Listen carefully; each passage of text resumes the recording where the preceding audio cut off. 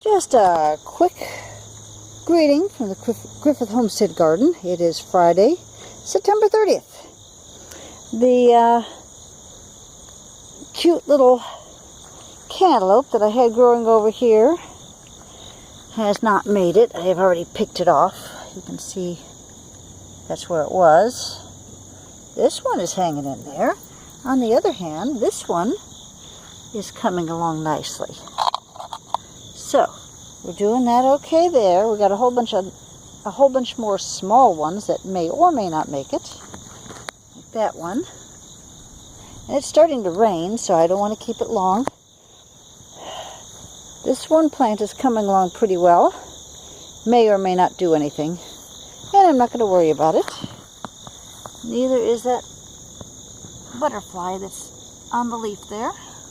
Anyway. I got some weeding done.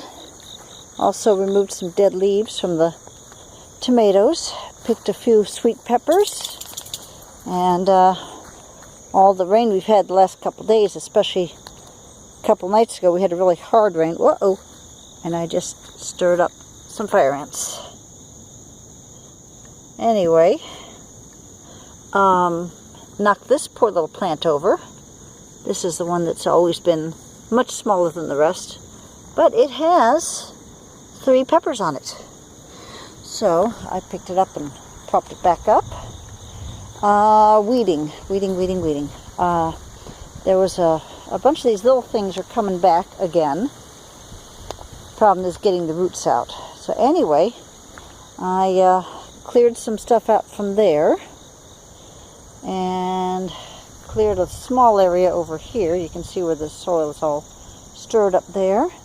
And I still need to get all this debris up, but I cleared some area over here. So you can see what's growing here again. And pulled out some of, well, actually throughout this whole area, pulled out what Mom used to call mock strawberries. I cannot remember the real name for them. They look like strawberry plants, but they have this, stop it, good boy. They have these little, what look like fruits on them, but they're, stay out of the strawberries, sweetie, good boy. Alright, anyway, they don't really produce anything edible, so they have to go. And, here's one now. This, you see how it has a very shallow root and a very, I don't know how to describe it, but it's designed very differently. And you see it sends a lot of runners out, very short distances. But if you, I'm caught on a rose bush. Got a wild rose over here, sorry. Crud. It's caught on my shirt. There. Gotcha. Okay, now let's try this again.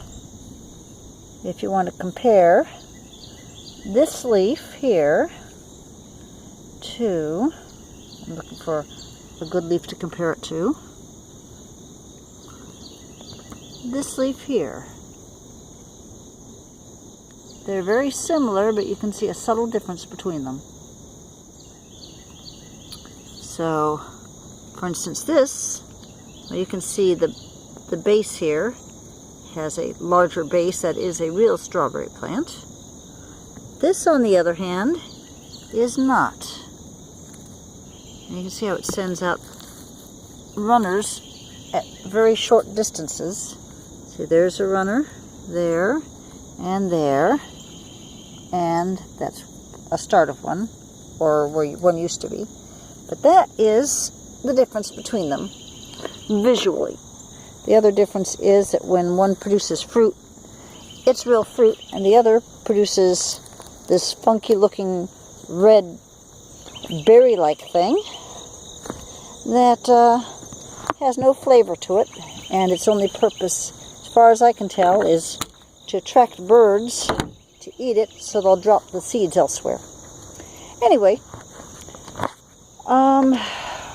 moving right along, because this was supposed to be quick. Alright, this is our lone remaining Roma tomato plant. And as you can see, it's dying bit by bit, which is what all of them pretty much do this time of year. And at least it has a couple tomatoes on it. These are the quote-unquote hot peppers, which, as I say, I've been informed that they're not so hot. But there's a few of them in here. I'm not even going to worry about them because I'm so unimpressed with them. Besides, I've got 4 out on the porch that are in one pot, and they are thriving, and they are covered with peppers. And the tomatoes. These are the Cherokee purples, and we've got a bunch of young tomatoes growing on them, and I am hoping that they make it. I know there's more down there, further down there, near the ground. Anyway, so that's what's happening now. We are basically in the stage of trying to clear up, and I haven't been spending much time the last few days out here, so I'm not going to get much done if I don't get out here, obviously. So I got to clear this stuff out, and it'll have to be dry enough for me to till the soil. And these strawberries, there's some strawberries over in there also. I'm going to be digging up strawberries. I'm going to be sorting these strawberries. I'm going to probably expand the strawberry patch over to this area, and possibly over to this area. The issue, like I said, is number 1, I have to uncover them, and number 2, I can't till up the soil until the soil is dry enough. But the strawberries have been very successful and very popular, as the folks who have had the strawberry preserves out of here can attest. And I think I'm going to enlarge my strawberry patch, organize it, and next year hopefully I'll have a lot less trouble finding the strawberries to pick them. Shiloh, don't eat grass, please. Thank you. The tomatoes, I think I will do some Cherokee purple again next year, but I will also go back to the mortgage lifters. And I think, let's see, I know I had some tomatoes over here last year. I guess I could move them further over into there. I don't know yet whether I'm going to even bother with garlic, because I had minimal success with that.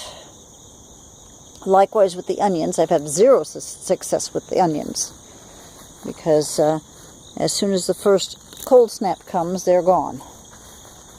Anyway, toss that over here for now. That's what's going on today in the Griffith Homestead garden. Y'all have a great day.